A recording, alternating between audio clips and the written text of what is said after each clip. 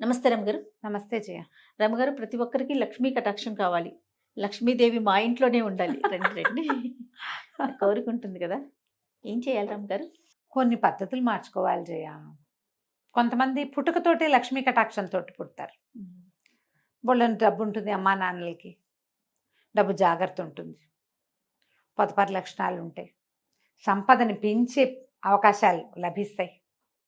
మళ్ళీ అక్కడి నుంచి అత్తారింట్లోకి వెళ్ళినప్పుడు వీళ్ళే చదువులై వ్యాపారాల్లోనో ఉద్యోగాల్లోనో ప్రవేశించినప్పుడు డబ్బు వచ్చే లక్షణమే ఉంటుంది, ఆటోమేటిక్గా ఉంటుంది. మిడిల్ క్లాస్ కుటుంబాల్లో ఇది ఏదో చిన్న సంపాదనలు, చిన్న జీవితాలు, పిల్లలు ఏదో చదువుకుని పైకి వస్తారు. ఒక్కొక్కడికి బాగా వస్తుంది.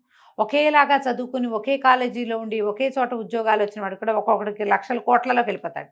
ఒకడు లకారాల్లోనే ఉంటాడు, ఒకడు అది కూడా లేకుండా ఉండేవాడు కూడా కనిపిస్తాడు. ఇవన్నీ మనం అంతే రాసుకొచ్చినవి. మొదటిది అది మనమే మార్చలేం, మన పుటక మన పెంపుదల మార్చుకోలేం కదా.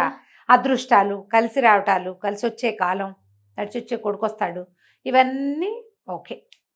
మన లివింగ్ స్టైల్లో కూడా డబ్బు పద్ధతుల్లో, డబ్బుని హ్యాండిల్ చేసే విధానాలు, మన ఇల్లు వాకిళ్ళు, మన ప్రవర్తన, మన నియమావళి, ఎథిక్స్, ఏదైనా చేసేటప్పుడు సరైన విధానంతో చేయటం, కొంత దైవారాధన, ఇవన్నీ సరిగ్గా ఉంచుకుంటే ఆటోమేటిక్గా లక్ష్మీ కటాక్షం లభిస్తుంది. కటాక్షం అంటే కొంతమందికి అవసరాల కంటే కొంత డబ్బు ఎక్స్ట్రా ఉండాలని కోరుకునే కటాక్షం కొంతమందికి. అవును, కోట్లు కురిసిపోయి మనవాళ్ళ దాకా డబ్బు ఉండాలనుకునే వాళ్ళు కొంతమంది కదా.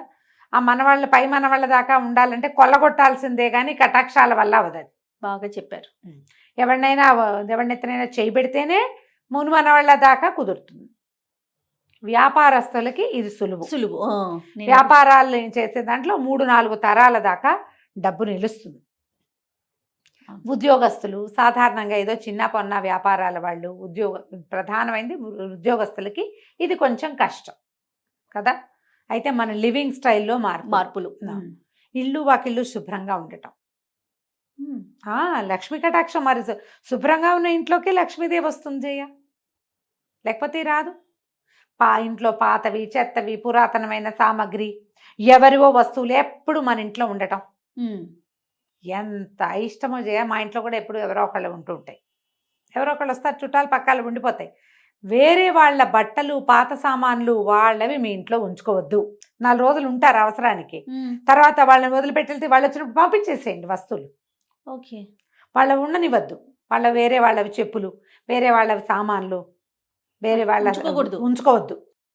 వేరే వాళ్ళు అంటే ఇందులో సొంత అక్కయ్యలు, సొంత తమ్ముళ్ళు కూడా ఉంటారు జయ.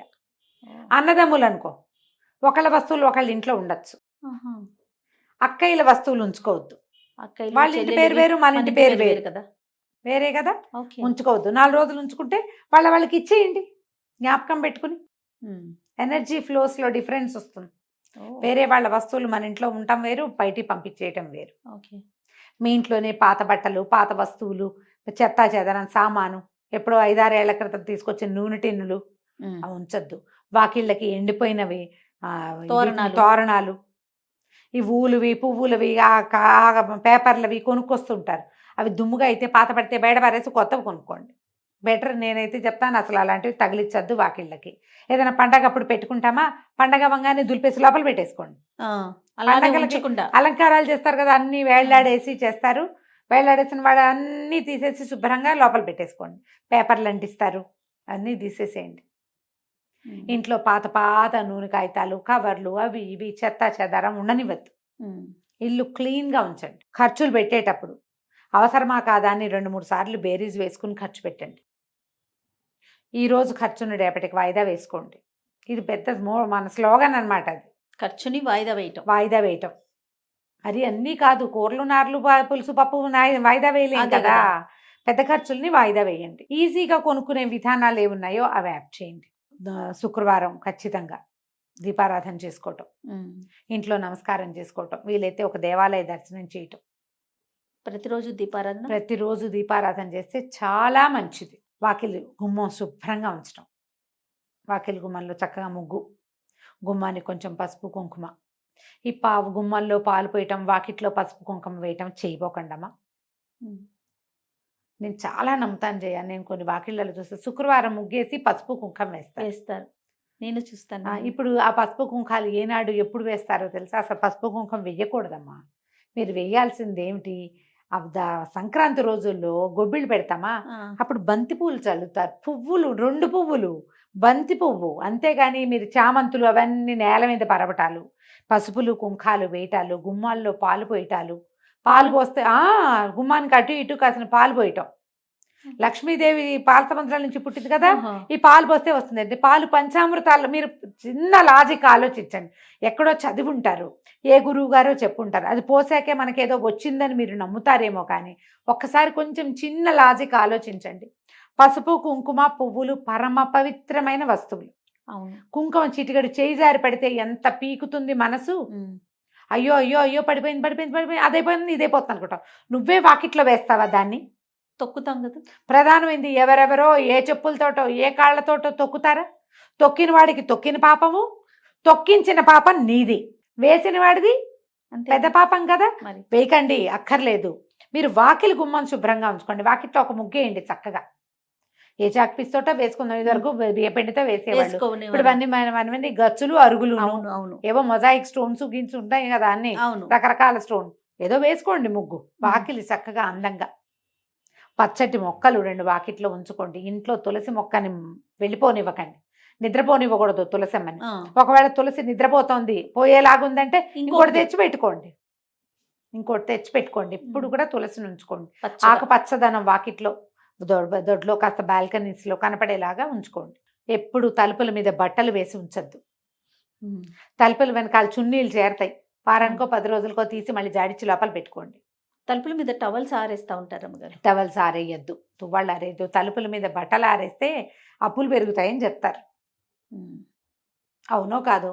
అవన్నీ అసహ్యంగా ఉంటాయమ్మా. అందంగా ఉండదు ఆ వస్తువు, ఆ విషయం బాగుండదు. తలుపుల్లో దుమ్ము ఉంటుంది, ఆ దుమ్మంతా మన ఒంటి మీదకి చేరుతుంది. ఏ పురుగు ఏదన్నా చిన్న అవి వస్తాయి కదా ఒంటి మీదకి, టవల్స్ మీదకి.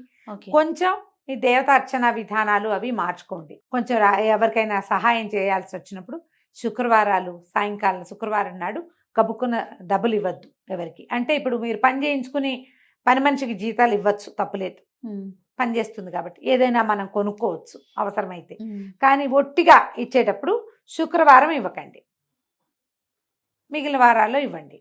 ఈ శనివారం పూట ఇవి ఉంటాయి కదా, కాయిన్స్ అట్టు పెట్టుకోండి, వీటిని దానం చేయండి. ఎవరైనా వాకిట్లోకి ఒక ముద్ద అన్నం పెట్టు అని అడిగితే తప్పకుండా పెట్టండి. ఏదో వారంతో పని లేదు, వారంతో పని లేదు. ఓ తిండి పదార్థం ఏదైనా ఒకటి, ఒక లడ్డు ఉంది, ఏం లేవు, కూర నార లేవు, ఆ లడ్డు అయినా ఇదే ఉందని చేతిలో పెట్టండి. అలాంటివి అపార్ట్మెంట్లలో పైకి ఎవ్వరూ రారమ్మా. అవును, పైకి రారు, అందరు కిందే కనపడతారు.